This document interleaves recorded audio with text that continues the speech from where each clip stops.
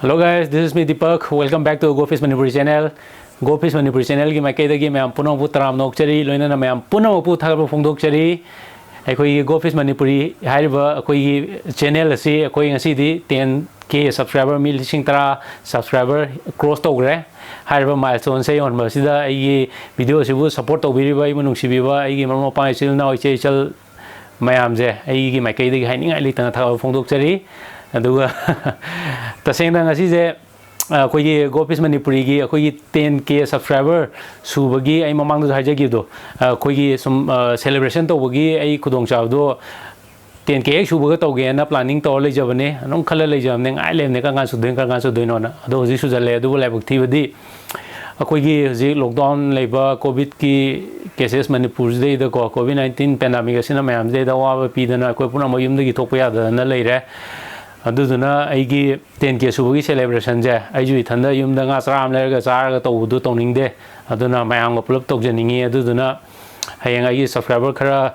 कितां हे कोमथोपगा subscriber खरा उनबा चटपा खोटपा यारपा मतम दैदा चलगा उनजरगा अदगी आइगी 10k की सेलिब्रेशन मतम दुदा तौनबा इ होजि काय हाइतारे ने खुदुम सिंगगा लेरि हाइतारे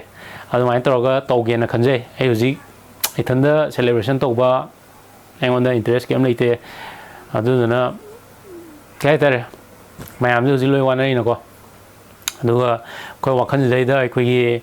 मेंटल तोंगा मेंटल प्रॉब्लम में आमा है कोई डिप्रेशन गुम एंजाइटी में आमा मकन में आमा कोई हाना तौदो में आमा अदगी इनिंग खातम दबदो कोइदा अदु में आमना कोई फाजल पुंजल लेबी तत ले जो तुम मचाबा गया में तास लगते अदो 10k योबो यम थी नोआइजे अदुने मैम ने होनबीबनी मैम नुंसीबीबनी अदो होजिसे कोई चतना कोतना nga पाबै कोटपगी वीडियो नंबर चरपा ngamjadrabani होजि आइगी व्यूअर मरक्तजु आइगी कोइ चोपा दा दगी एंगलिंग दा ngawjaba व्यूअर तंखायमनी अदगी इनमेला दा ngawwiba अदगी इनमेला बो हेना पामजबा अनमन दिल अनिमंग लोय पामे कोइ जोबा मिजु इनमेला पामे अदुगा इनमेला पामबा कांगुनदी कोइ पामदजु मियावको अदो येंगजे जे आई चपजु आदमनिना आई खोई की वीडियो खर सेम खली आईगी खोई की काय हाइतारे बिगिनर सिंग हाइतारे ना आई यामना हाइजबे एक्सपर्ट न सदेव लेदना खोई दे हेंगोंदगी हेन हाइबो मैम दि ले दोइ तारगजु आइना अखंग खर जे मैम द शेयर तो हाइतारे nga कमाय तरो फानी दे खोई द nga फाबाई जुइ लाइ लाइ न तेव हम्बा अखोइ ngसागी तानरगा इसिंग द कुम फारदों नते अखोइगी लोंगुप तानबा इनमेला इन सोलगा फाबगी टाइप मैमना नैरगा nga नैर फादों नतेबा खोइजिदी इसिंग मनुंग द लेबा जीव अमगा इसिंग मपान द लेबा जीव अमगा लान सोंगनाबगुम सिंग मतानानेबा समना हाकानैदा एंगलिंग आइजे इसिंग मनुंग द लेबा जीव खरगा मपान द लेबा एखोइगा सिंग मतानादेनेबा अदैदा सिंग मतानाबई पोनेना कितंग लॉजिकली ओइको कितंग चंगबा पोने खोइजिजु यामने हेक्ता पंगा याबा इलाइ लाइबा नतेबा अदुना आई खोइगी थागपा होजरागे मथंग मथंग को अदो ngasi जिदी आई तसेना 10k सब्सक्राइबर सुबगी कईगी अदगी इसागी सेल्फ इंट्रोडक्शन अमजु तौजगे तौनी ममांगदा इना तौबदो वारहो खरा आई हाना 10k सुरकांदी द तौजगे ना आइना खाक्चदुन थम हाइतारेने अदुने मैमने खंबिरे आई मिंग दीपक कोए दीपक मुतुम को आई कोंगपाल नारोम लेकाई देनी आई पोंपात की इम्फाल इसकी कोई पोंपात दिसी रोड तगी हाइतारेने को DC office लेबदुगी कितंग हेक चपगा कोंपान थोंग लायनी इरामम थोंग मोर कोई मोर अदुदगी नि अदगी आइजे अंगारंगाइदगी होंगना आइगी हॉबी जे फिशिंग जे nga फाव को पजे आइगी हॉबी ने तायम पामजा हाय तारे सुटी ग फंग बजे स्कूल ग सुटी ग थाब कोरपा नो खोजे यम पारगा nga अमाइना याम ngawjरप मीने खोबा जे यम पामे मोइना तौदु उदगी आइजु पामहौरिने अमाइना अदुमाइना तौरगा तौबने अदो तसेंगना आइना एंगलिंग कईगी आइना मैमदा गाइड हाइदि सुम सजेशन आइगी खंगजब खर शेयर तौजब मतमदा अदे मैम आइना सुवांग खंगदा मी मना मैम दे तपता तखलजु हुजिकानि मैम जे लोइ सिंगनारने हेत लौबिदौ नते वे खंगेबको अदुना सी मतंगदा मेनोइना आइगी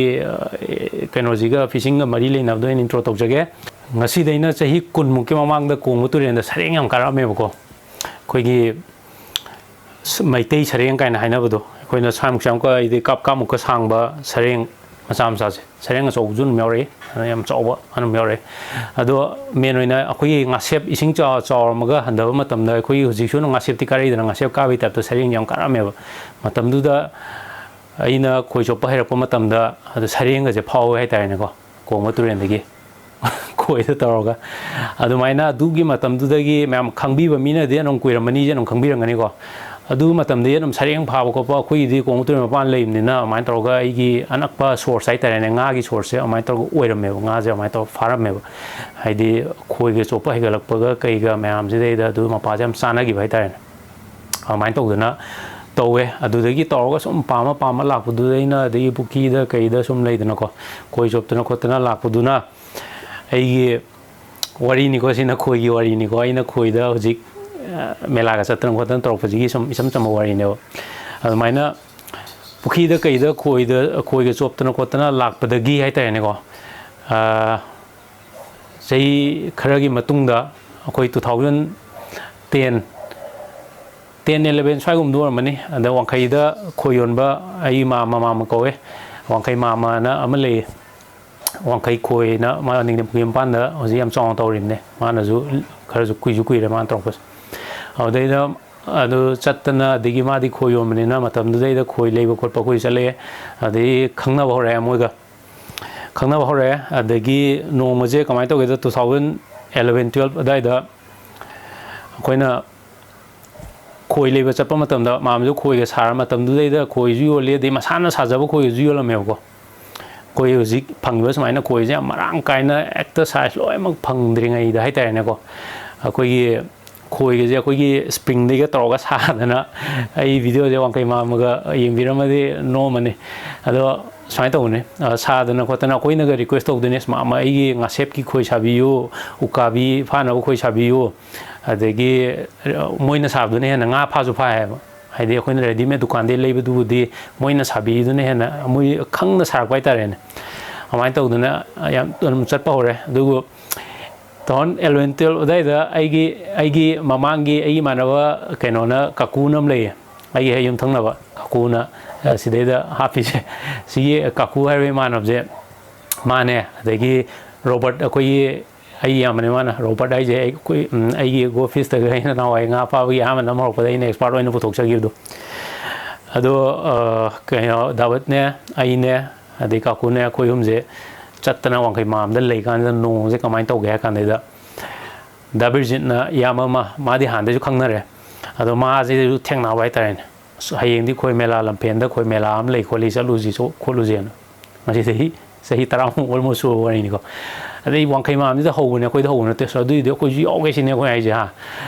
adai des moi hai ne snoi sai boi ge da ne kai da bi tu da na khoi da na khai o kra ma na khai je le snang hai jo da pesa mang nam ni kai na ko adai de snoi yong ning o di yong ni ai ne ga to da na no ala kan de ko plo chamin ne wang kai mam ne ai ne da bi ne ai ma na ba ani du ga khoi manga je chat la kan ne lam pen da khoi mela han ba punsi gi han ba khoi mela yaw yo do khoi mela je kamai to ga kan de da no mi tu da khoi chali je ai gi fishing pole nam le ai mathang khoi gi kai gi video sem do di mam lo mong khang ani ko fishing pole khang ma jing da khang ma ne fishing pole na khoi je yem le smai na folding oi ba chan ba ba ado machine ke ga pan ma dia da bai cham cham khoi je he ta ne u ka bi nga mu pha na ba khoi je ngam sa pha na ba adugi fishing pole je ai fishing pole ohum le matam de da fishing pole ohum je saina ayu ta hogla kan de khoi mam ja hongna na tor kan de chengkup khara de gi moida khara pur chale masnya kai kai no gyan tab jan te chale sa kan de da ai na fishing pole ohum pur chale kaku hai we man ji ga robot ka jina kai pu la ke kan da kano je wasanai khoi do wasanai khoi akoi wa masana sa khoi je si je hekta mapun je sam chaw pu la ko ne wa je mawani gi dijalok to den jali ma tam da dijalok to ma thak gi maning gi pul kan de hekta sam ma yom sam chaw khoi je tara kon muk je wasanai khoi nga to pu kan de khoi je khoi mela lu pa songa pi vet ki ka ga khoi mela yaw sali ne no mitu da charpagi kana bai ga dra mangja bai ga dra chale koi mela yo ra koi nga phangam de mi te kho phane ko adagi yenge mayam tongnari do koina khallaga laiduga mayam tongnara mijiga pura awonma maneba le mi pukhi da yowga mi gi aigi thangnabda phamiba mi mayam na puthoraiba khoi mayam do u dai ta ne as na sidi akoi koi job ga sangdre mi gi koi chanabda hai yeng da yening do asidi kanom ni ne kai isa khanjar amai to na tawe ado numitu gi oina di laibok thiba am nai tai nga le pung ani hung koi thar matung da nga pha de na kai hale ba lampen dagi hala kan jaida koije mayam na tobu khardi ure khoi gi machinjak tobu chengkup ka kai ga tot pa khot pa kai ga mayam do numitu da di loi khangore khardi khangor bai loi mak tena de khara or pa dei de koi yum da hala kan dei da adu dagi ne ba khoi gi but changri men raina ai hana udin pam jaraga nam la ju but changwa di khoi gi oji mela ga chakatna khoi ge lising tara kun gi lekatna ita ta ko leije adu duna Amain tahu koi coba je horok pedagi na si bogi lewat dagi matang ayu koi lewa hore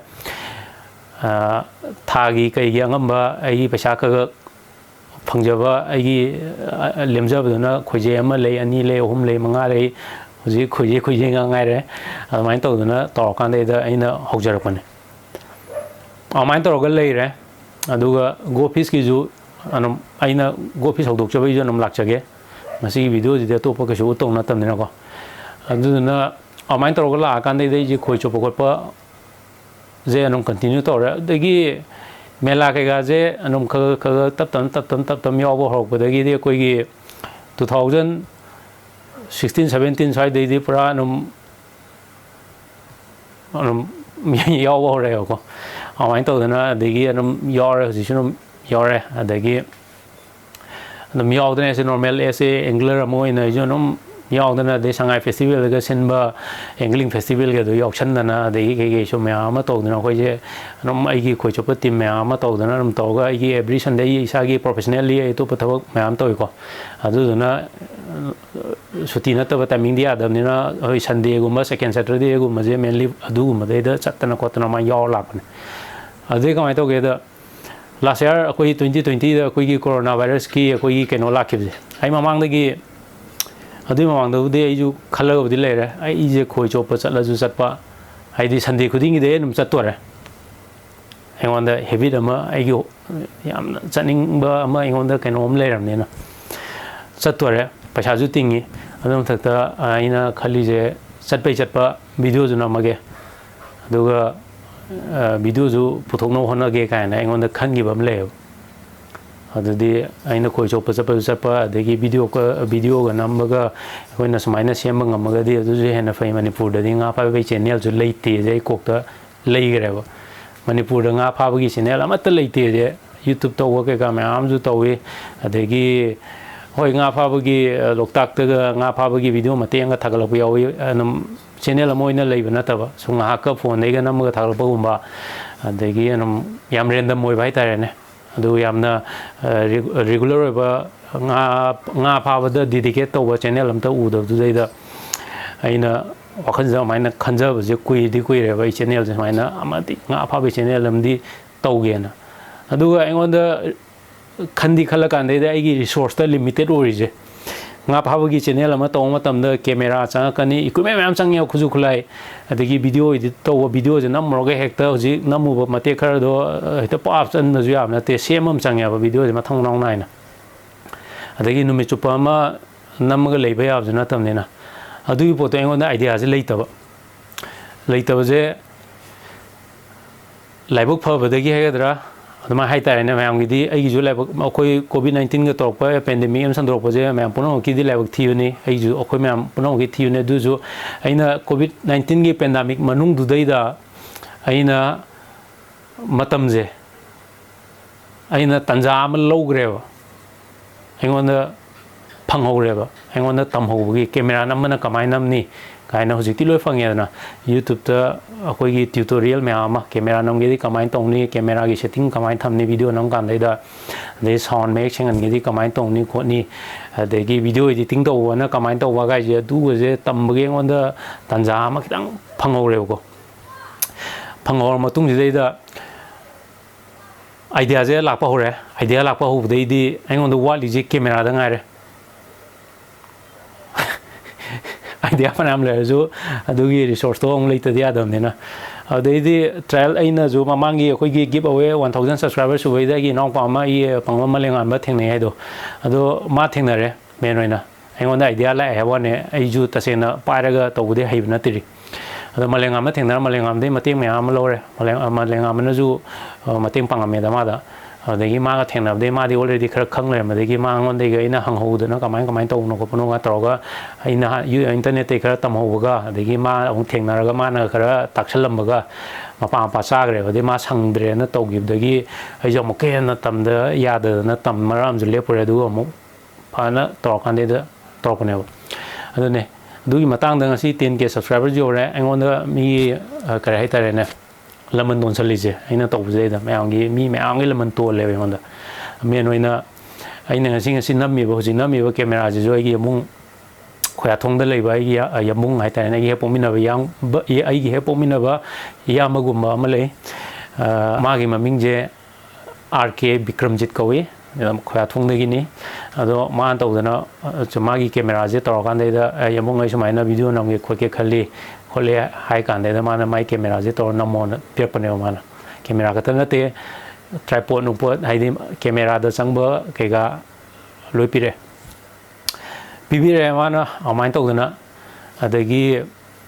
number hore de nga 5G action ke ga khara thu kai ma ma adagi digital camera khutna som par ga smaina nam le do yak to timing ju yo guni na ai on the camera to pa camera am jong da ka le re GoPro camera am lei ta ga di GoPro masa am lei ta ga di na amane GoPro am lei ta ga di sengon da ai gi video je hena no ai do ma le khot pa ma le na adu mai na khanja na lei kan dei da